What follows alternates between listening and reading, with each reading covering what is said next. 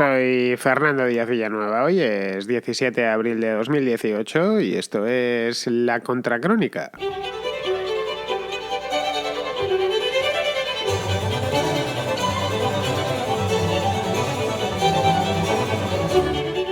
Acaba de concluir en Lima la octava cumbre de las Américas. Eso ya os lo avisé la semana pasada, lo vimos un poco por encima y al final resultó que no fue nada especial.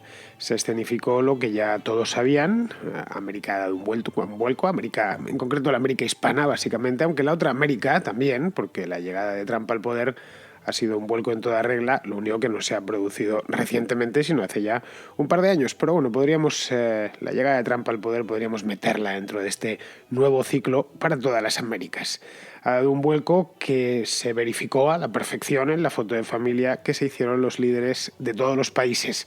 Bueno, no estaban todos los líderes, faltaba Donald Trump, que se excusó, que canceló su asistencia poco antes, y Nicolás Maduro, a quien no se le invitó.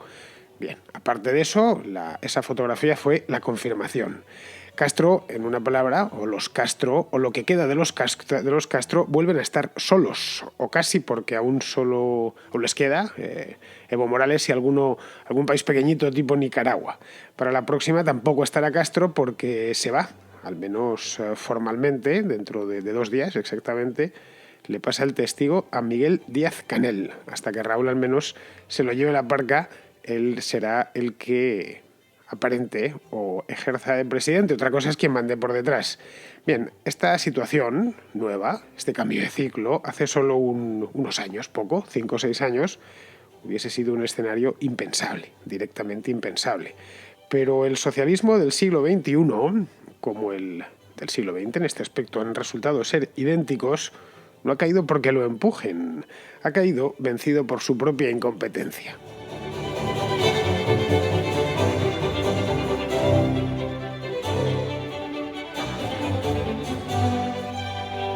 La Cumbre de las Américas de este año, ya sabéis que esto no se celebra todos los años, se celebra cada 3 o 4 años, dependiendo, no tiene una duración, no tiene un intervalo regular, como sucede, por ejemplo, con la Cumbre Iberoamericana, que se celebra todos los años.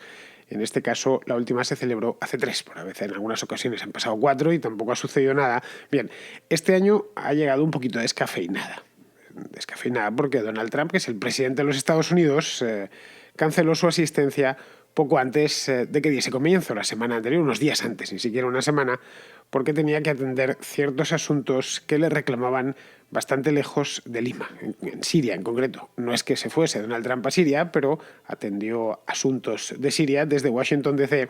Desde allí, se entiende, ordenó el ataque que se llevó a cabo el sábado. Iba a decir por la noche, por la mañana. La verdad es que, teniendo en cuenta la diferencia horaria que hay entre el Mediterráneo Oriental y Washington, no había ni tarde ni mañana. Es decir, lo hizo durante el sábado, en una palabra, el sábado por la noche de madrugada en Siria. Luego sería de día en Washington cuando él diese la orden. Bien, pues tenía esos asuntos que atender que no le permitían estar en Lima, es decir, preocupado con otras cosas. Eso por un lado. Y Maduro, por otro, pues aceptó de mala gana no poder ir, no le quedó más remedio. La otra opción que tenía era presentarse en el aeropuerto de Lima y hacer el ridículo, y bastante lo está haciendo ya. Y hacer el ridículo e incluso exponerse a que, no lo sé, quizá le atrapen a él o a alguno de sus ministros. Por lo tanto, no quiso tentar a la suerte y no pataleó demasiado. Lo cierto es que muchos son los problemas que tiene ya Nicolás Maduro, y el no poder ir a la Cumbre de las Américas pues probablemente sea el menor de todos ellos.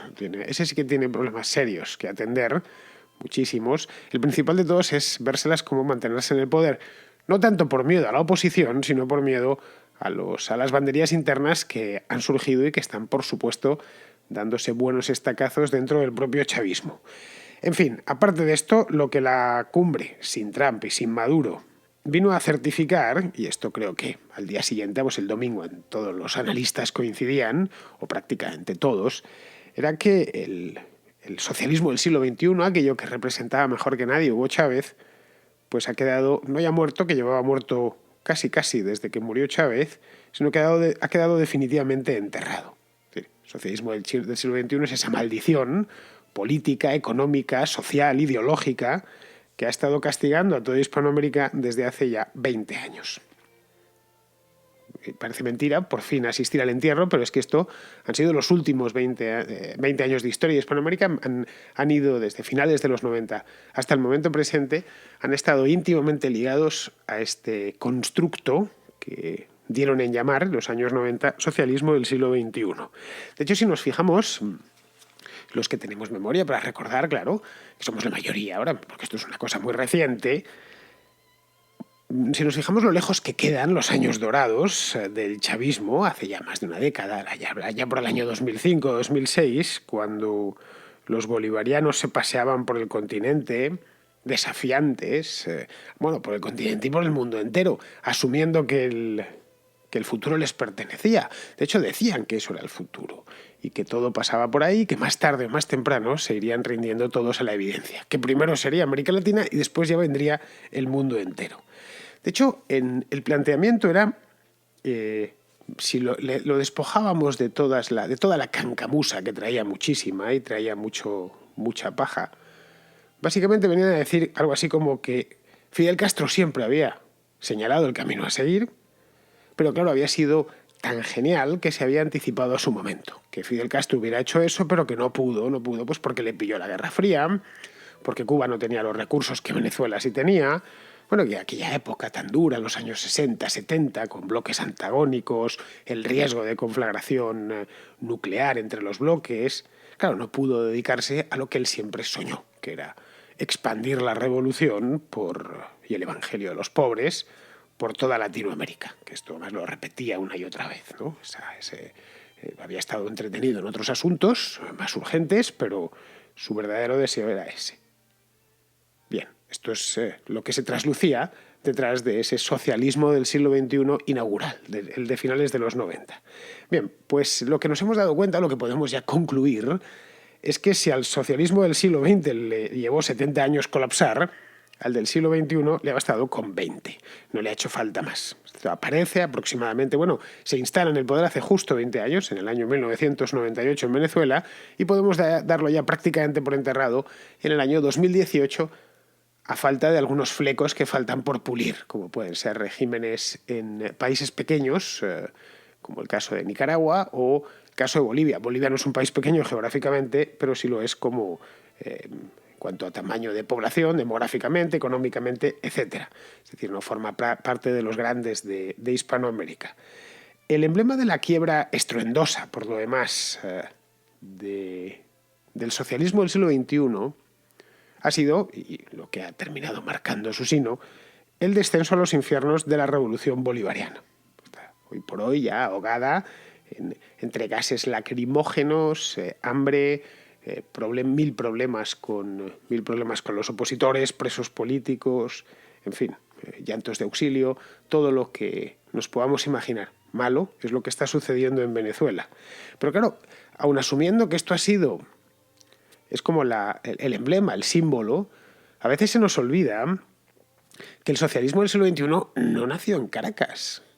Su origen no está en Caracas. Es como que esto no fue Chávez el primero. No, fue el primero en llegar al poder. El socialismo del siglo XXI como tal nació muy lejos de allí, nació en Sao Paulo, en Brasil. En el mes de julio del año 1990, es decir, llevaba el muro caído, estaba todavía cayendo. Estaban desmontándolo, aquellas grúas que llevaron los alemanes para desmontarlo de manera ordenada, pues estaban todavía quitándolo, había caído en noviembre, pues esto fue en el verano de 1990, verano no invierno porque fue en Sao Paulo, y ya sabéis que las estaciones van invertidas en el hemisferio sur, pero ahí en julio, vamos a dejarlo en el mes, en julio del año 90, instancias del Partido de los Trabajadores de Brasil, el famoso PT, que estaba ya entonces acaudillado en aquel entonces era jovencísimo sindicalista, conocido como Lula, aunque su nombre completo es Luis Inácio Lula da Silva, pues se constituyó el llamado Foro de Sao Paulo, que la idea era reunir a todos los partidos izquierdistas del hemisferio. Bueno, vamos a ver cómo salimos de esta, después de todo lo que ha pasado, nos está pasando y nos va a pasar. En el año 1990 la confusión entre los partidos de izquierda en todo el mundo era total, era absoluta, no sabían muy bien, se les estaba cayendo el muro encima y no sabían muy bien qué es lo que iba a ser de ellos y de sus propias ideas. Así que esta fue una de las muchas iniciativas que se tomaron entonces. La idea evidentemente no había sido de Lula da Silva. Lula da Silva es un tipo decidido Es un tipo persuasivo, gran ganador de elecciones, un político hábil, pero no es un hombre con demasiadas lecturas. La idea había partido de La Habana, había partido del propio Fidel Castro, que en aquel momento su gobierno se encontraba fuertemente cuestionado. Acaba de caer el muro, estaban en aquel momento cayendo una tras otra como fichas de dominó las repúblicas populares de Europa del Este, y todo el mundo se preguntaba, bien, ¿cuánto va a tardar en caer Cuba? A mí me lleva a contar algún exiliado cubano en la Florida que algunos habían preparado, incluso le habían hecho la maleta para tomar el primer barco o el primer avión que saliese con dirección a La Habana, porque era una cuestión de meses, cuando no directamente de semanas o de días, que los Castro iban a caer como habían caído los regímenes comunistas en Polonia, en Checoslovaquia, en Rumanía. Bueno, a finales del 89, en diciembre, esas navidades, habían ejecutado por televisión a Nicolae Ceausescu en Rumanía, y eso, por lo visto, según he tenido ocasión de leer después, a Fidel Castro le generó muchísima aprensión. Se vio reflejado en el déspota rumano. Dijo, esto es lo que me van a hacer a mí a poco que me descuide. Así que él lo tenía bastante mejor atado que los Honecker y compañía, muchísimo mejor atado, pero bueno, es razonable que sintiese bastante pánico. Así que él, una de las vías de supervivencia que encontró, la otra fue matar de hambre a los propios cubanos, fue convencer a la izquierda latinoamericana, a la que siempre había tenido comiendo de la mano como si fueran pajaritos, convencerla de que creasen una especie de asociación supranacional que los representase a todos, que a su vez hablasen bien de Castro y de la Cuba castrista, y que reorganizasen las ideas. Esta izquierda latinoamericana es la del perfecto idiota, que dibujaron a la perfección Carlos Alberto Montaner, Álvaro Vargas Llosa y Plinio Apuleyo Mendoza en un libro de hace un montón de años, de hace como más de 20 años. Pasó por la contraportada, por cierto, hace unas semanas, y es un libro que hay que leer a quien le interesan estos temas. Bueno, pues toda esta izquierda de los idiotas, que dirían estos tres, decidieron arropar al Diplodocus habanero. Bueno, pues lo que nos queda, pues vamos a ver si conseguimos renovar su mensaje y hacernos con el poder, pero esta vez por las buenas. Sin guerrillas, sin disparar tiros, sin echarse al monte, sin salir a la selva. En definitiva, sin matar gente, por lo menos antes de llegar al poder, que eso queda mal, porque en los tiempos modernos, en nuestros tiempos y ya en los años 90, eso de andar secuestrando aviones, matando a patrullas rurales, poniendo bombas y cosas así, pues la verdad es que estaba muy mal visto. Luego había que cambiar de estrategia.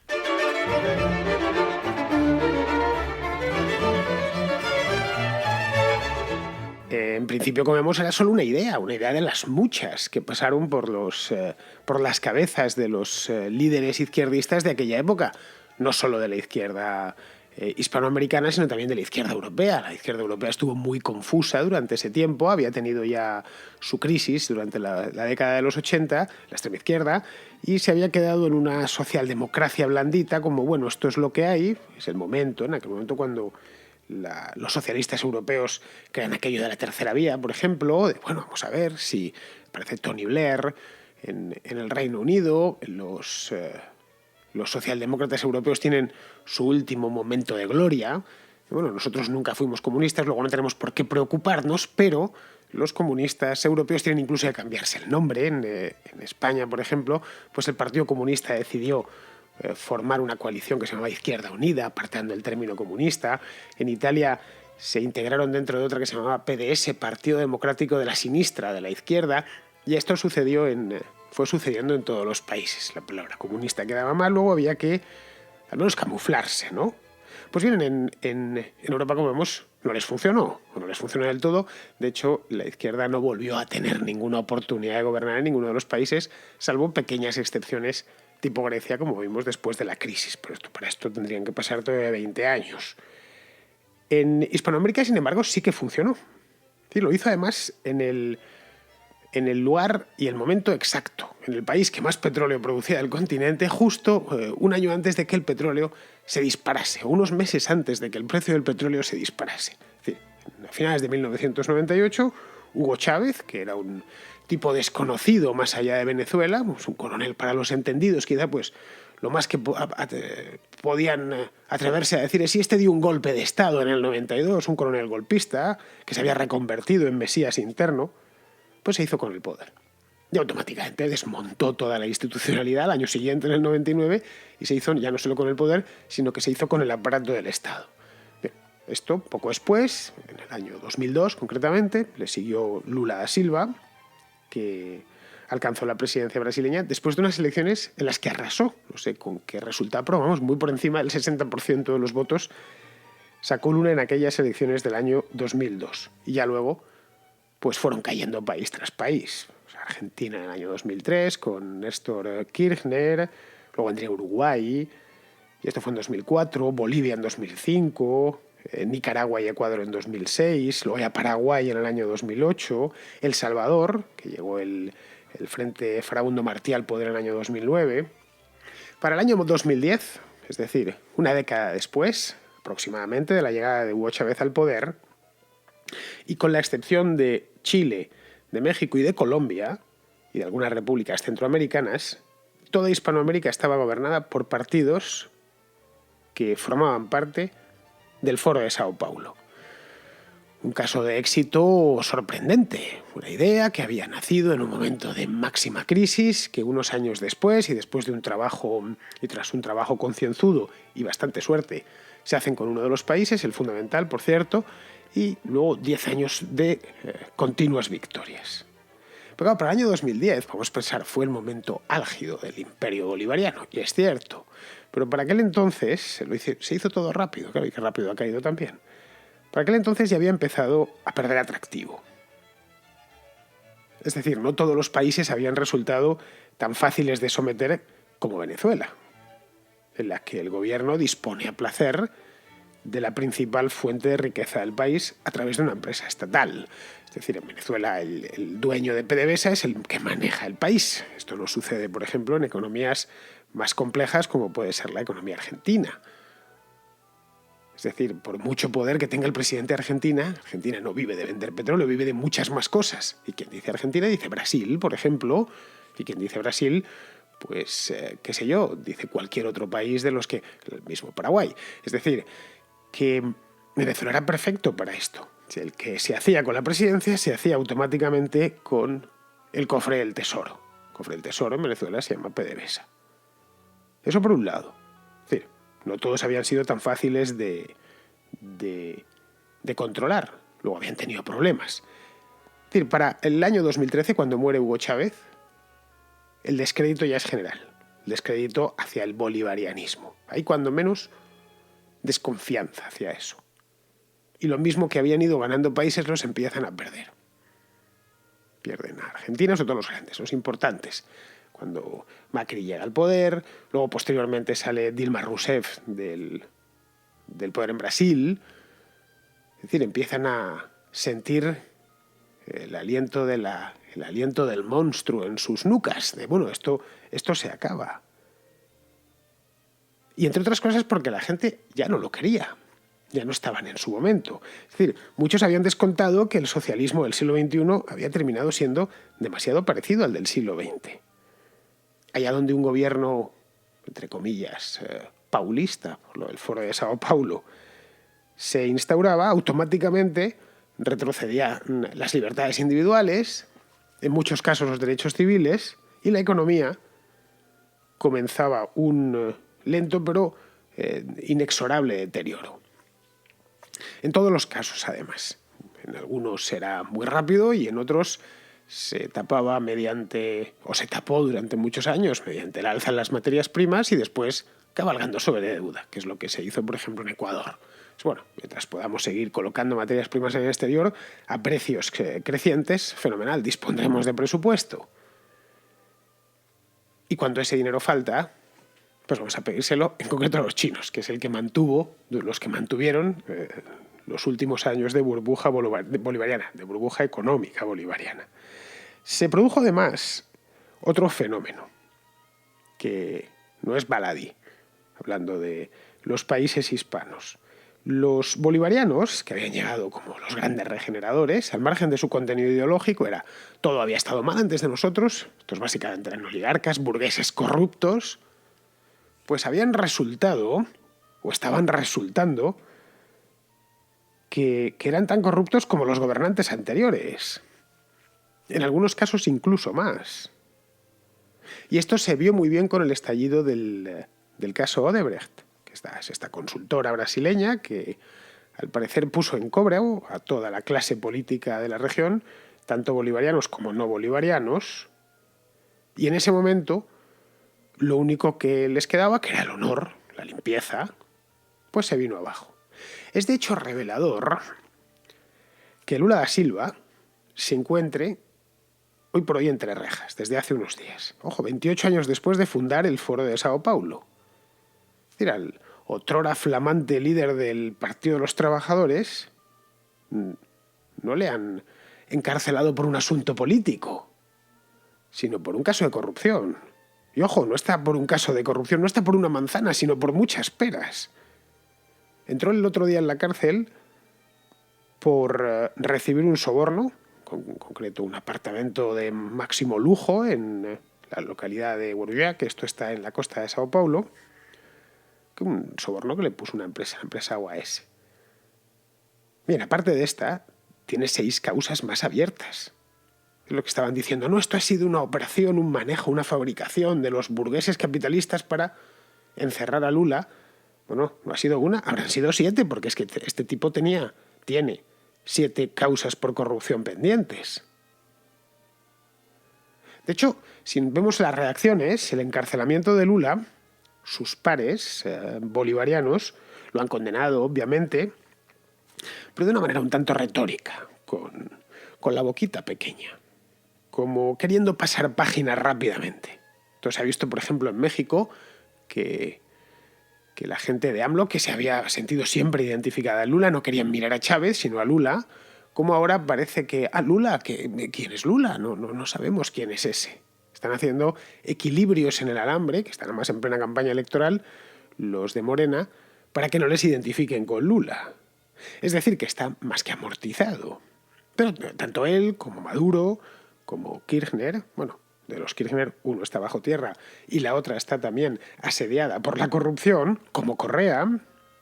Les queda Evo Morales, eso sí, pero como bien sabemos es un líder que ha empezado ya el descenso. Veremos si termina de descender del todo o hace lo indecible para atornillarse al poder.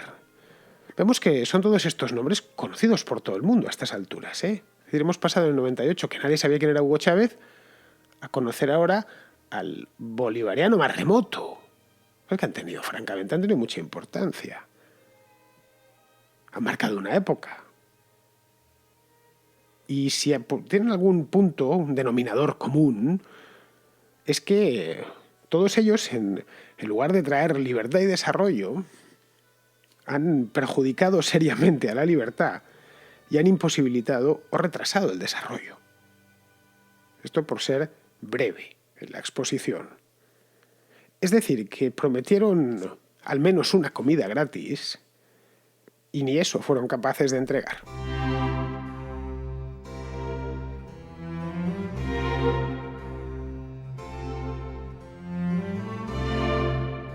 Tengo hoy una noticia que nadie de vosotros me ha enviado, la he encontrado yo solito, ¿eh? La vi ayer para que veáis que no he perdido mis facultades podenoticiosas. Bien, la noticia está en el ABC y cuenta lo siguiente. El alcalde de Zaragoza pide desmilitarizar la Academia General Militar. Para los que no lo sepáis, la Academia del Ejército Español está en Zaragoza desde hace 90 años, ¿sí? Casi 100 años, y bueno, es un complejo grande que está a las afueras de Zaragoza. Cuando uno agarra la carretera que va hacia Huesca, pues se la encuentra a la izquierda. Bien, pues es una academia con todos los militares españoles, han pasado todos, por supuesto, en activo, han pasado por allí y es una institución dentro de la ciudad. Bueno, pues Pedro Santisteve, que es de Zaragoza en Común, es decir, de Podemos, ha pedido desmilitarizar la Academia General. Yo cuando lo leía no me lo podía creer, digo, esto es del Mundo Today, esto es de broma o algo así. Es un oxímoron, pero glorioso. como aquella rima de Lope de Vega que decía lo de déjame en paz, pacífico furioso, villano hidalgo, tímido arrogante, cuerdo loco, filósofo ignorante, ciego lince, seguro cauteloso. Pues eso mismo, academia militar desmilitarizada.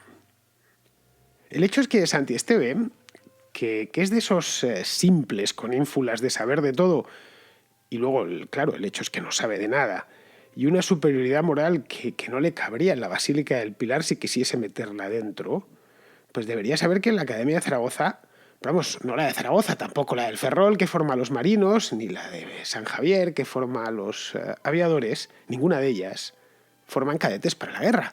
Lo digo porque él lo decía textualmente en esta noticia. Es decir, tengo aquí el textual suyo en el que cuenta lo siguiente. Esto es lo que cuenta el alcalde, quiero decir. El alcalde aprovechó el acto para lanzar sus particulares tesis y destilar su antimilitarismo. Para encajar lo uno, el antimilitarismo, con lo otro, la celebración de la Academia General, que cumple 90 años, a Santi Esteve le salió un híbrido singular, una academia militar desmilitarizada, en la que no se prepare tanto a sus cadetes para la guerra y para hacer frente con las armas a ataques del enemigo, como para hacer la paz. Pues bien, en la Academia de Zaragoza, pero tampoco ninguna otra, forman a cadetes para la paz, querido Pedro. A los cadetes se les forma para que no nos hagan la guerra, nada más. Que es una cosa bien distinta. El ejército no lo tienes para hacer la guerra, o sea que seas un loco, o seas un perturbado. Nadie tiene el ejército para hacer la guerra y para hacer una guerra ofensiva, sino para evitar que te la hagan. Y por eso los cadetes tienen que estar bien formados y el ejército bien preparado. Porque este viejo lema del latino, ¿no? Si vis pacem para bellum, si quieres la paz, preparar la guerra, pues mantente ahí para evitar que se metan contigo. Pero bueno, ahí lo tenemos. No sé qué le habrá parecido al director de la academia, le habrá parecido una estupidez tan grande que no merecía ni siquiera contestación. Bien, vamos a pasar algunas llamadas de los oyentes, que como bien sabéis son el pan y la sal de este programa. Vamos primero con Alejandro, que es un oyente de Monterrey, en México, una ciudad soberbia, por cierto. La conocen ahí en México como la Sultana del Norte. Que está lo del norte es obvio porque está en el norte, el estado de Nuevo León está en el norte del país, y lo de Sultana pues ya os lo podéis imaginar.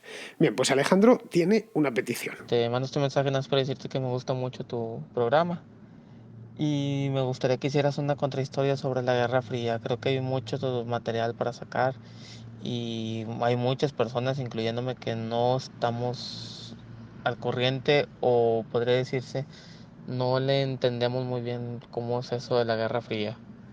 He leído algo y he visto algunos documentales, pero no sé si podría hacer un programa de eso. Saludos, gracias. Pues no es mal tema, ¿eh? Y ya lo había pensado, de hecho. Es curioso cómo se ha olvidado algo tan reciente como la Guerra Fría. Qué frágil es la memoria. Veo además, por tu voz percibo que eres jovencito, es decir, que naciste después de la Guerra Fría, y apenas siquiera se enseña, por lo que veo, ni se habla de ella. Creo que Alejandro, que la voy a hacer, para que ya pensándolo bien, a ver si pongo en orden el material y lo grabo. Llevo un par de meses, además, muy regulares con la contrahistoria, porque ando con mucho lío de conferencias. Las conferencias hay que prepararlas y salir de viaje, volver, etcétera. Y esto, evidentemente, pues la contrahistoria lo está notando. Pero vamos, subí una el viernes pasado, que no sé si habréis escuchado, que se llama Apuntes sobre la Inquisición. Lo digo para que os pasáis al canal de la Contrahistoria y allí la tenéis. Vamos con otra llamada. Esta es de Alberto Garín, que es nuestro guatemalteco de Chamartín. Digo guatemalteco porque hay un Guatemala y Chamartín porque es que Alberto es de Chamartín. Y sin que me escuche nadie, y del Real Madrid, que eso sí que deberíamos señalarle con el dedo, solo por ser del Real Madrid, no por ser de Chamartín ni guatemalteco. Pero bueno, Alberto Garín decidió ayer que lo mejor era poner el punto final sobre el tema este de Siria, cosa que ha hecho. Estados Unidos, Gran Bretaña y Francia han bombardeado Siria. Quizás por un buenismo momentáneo, porque no se puede consentir gasear a la población civil, y no se puede, quizás por tapar algún escándalo en activo. El problema es que no sabemos qué ganan con bombardear, porque quizás Bashar el-Assad pueda terminar por ser derrotado, pero en su lugar solo quedará la ruptura de ese sutil equilibrio entre tribus que había logrado su padre. Parece feo felicitar a un tirano por lograr que sus ciudadanos no se maten, por lo de tirano, no por evitar la guerra civil. Pero es que en el mundo islámico, ese que va de Argelia hasta Irak, de Siria hasta el Yemen, los modelos occidentales, la democracia, la tiranía, se entienden mal porque allí no hay estados con ciudadanos, sino territorios con tribus. Tribus que a veces se desorganizan en banderías religiosas, todas provisionales, llámense fatimíes, almohades o Estado Islámico, que lo de las banderías religiosas, sobre todo integristas, es tan viejo como el Islam, pero que al final no les impide seguir estando organizados en tribus.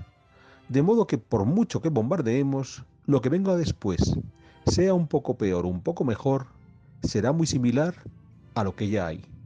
Si no, que se lo pregunten al Sisi, el nuevo Mubarak egipcio. Pues bien, como decía aquel, habló Garín, punto redondo. Más no puedo añadir porque cualquier cosa que le ponga a las palabras sabias que nos ha dedicado Alberto, pues sería poner algo que directamente sobra. Creo que Alberto conoce bien esa zona, mejor que nadie. Yo, de hecho, parte de mi conocimiento Oriente Medio se lo debo a él, de conversaciones con él, que me puso bastantes cosas claras. Pero bueno, vamos a terminar con Pizarro. Ayer un oyente de Madrid, que se llama César, me hizo una propuesta. Bueno, me la hizo a mí y se la hizo a Pizarro también. Y la dejé en el aire, en espera de que... A ver lo que decía Alejandro. La propuesta era que ¿por qué no hacemos de vez en cuando algún programa, un programa juntos? Bien, pues ya tenemos respuesta. A propósito de la propuesta de César, diré que yo comento en la Contracrónica como contraprestación a lo que la Contracrónica hace por mí, que es hacerme pensar, pero no es un planteamiento de conversación o de diálogo. Por otra parte, yo creo que en lo esencial de los temas estamos con muy poquitas discrepancias, por lo que una conversación sobre ellos creo que no tendría el picante necesario para que resulte interesante radiofónicamente hablando. Pero en realidad tú eres el que sabe de radio y tú eres el que le echa horas al programa, así que yo quedo a tu disposición para lo que consideres. Un cordial saludo y nos escuchamos. Bueno, pues ya está. No sé si una vez al mes, pero sí podríamos hacer un programita de vez en cuando. No te preocupes, Alejandro, por el tema del que hablar, que tampoco pasa nada porque estemos de acuerdo. Podemos profundizar en algo en lo que estemos de acuerdo. La radio no necesariamente siempre tienes que ponerte a discutir ahí como un loco. Puedes perfectamente conversar sin problemas, y sobre todo si los que hablan son gente que se han preparado el tema del que están hablando. Bien, el tema de Siria, por ejemplo, creo que tiene un montón de chicha, que ya sería perfecto que lo hiciésemos los tres, que viniese también Alberto, que es que Alberto, por ahora, no va a poder ser que le tengamos aquí en directo. Bien, de Siria precisamente es lo que nos quiere hablar Pizarro en su tema de hoy, su Pizarroteca de hoy. Así que vamos a escucharle. Años de guerra, millares de muertos y millones de refugiados nos dan una idea de lo relativa que es la preocupación de los gobiernos estadounidense, británico y francés por el bienestar de la población siria. Tras esta misión cumplida, el bienestar de la población siria les va a volver a preocupar lo mismo que antes de tener misión que cumplir. La guerra como política sin diplomacia presiona a los dirigentes, machacando a los sirios. Y es por eso que los aliados han machacado territorio sirio para que los dirigentes aprendan cómo tienen permitido machacar sin reproches a los sirios. Los profesores pueden estar ufanos y satisfechos. Con el saludo de Pizarro. Pues muy bien, queridos amigos, con esto ya terminamos la contra de hoy. Os recuerdo que estamos a martes y mañana es miércoles. Os recuerdo que mañana en Castellón, en el Casino Antiguo, se celebra el Free Market Roadshow de este año. Es decir, que es una cosa que organiza el Austrian Economic Center y el Club de los Viernes. Esto se organiza por toda Europa. La edición de Castellón lo organizan ellos dos, el Austrian Economic Center lo organiza en toda Europa y en Castellón concretamente pues cuenta con la participación del Club de los Viernes, que ya sabéis que están siempre al quite de todas estas buenas iniciativas, y hay un conjunto de conferencias. Vamos a abrir el primer panel, lo abrimos María Blanco y yo, como os decía ayer, que se llama Los Valores Europeos. Esto empezará a las 6 de la tarde, lo digo para que lo sepáis y lleguéis a tiempo. Y luego hay dos paneles más, uno es el populismo, con Federico Fernández, que es argentino, Vanessa Vallejo, que es colombiana, quien conoceréis, y Miguel Barrachina, que es de allí de Castellón, es un local. Y luego el último panel se llama Independencia Financiera y participan 2 personas, Edgar Fernández e Ignacio Silvestre. Bien, si os interesa pasar y estáis por Castellón o sois de Castellón o estáis en las cercanías de Castellón, que además parece ser que la primavera por fin se ha decidido a entrar, se ha decidido a llegar a España el 17 de abril, así que espero que el miércoles continúe y no se nos estropee otra vez el tiempo. Pues ya sabéis, no tenéis más que acercaros al Casino Antiguo, que os diría que no sé dónde está, pero es que sí sé dónde está, porque hace 2 años fui allí, justo en abril, además de hace 2 años, fui al Casino Antiguo y está en el mismo centro de la ciudad. Es un edificio, de hecho es el edificio más bonito en 1 kilómetro a la redonda. Edificio de principios del siglo XX, bien chulo. Así que ya sabéis, mañana 18 a las 6 de la tarde. Muy bien, queridos amigos, pues con esto, el que se despide hasta mañana soy yo. Hasta mañana, amigos.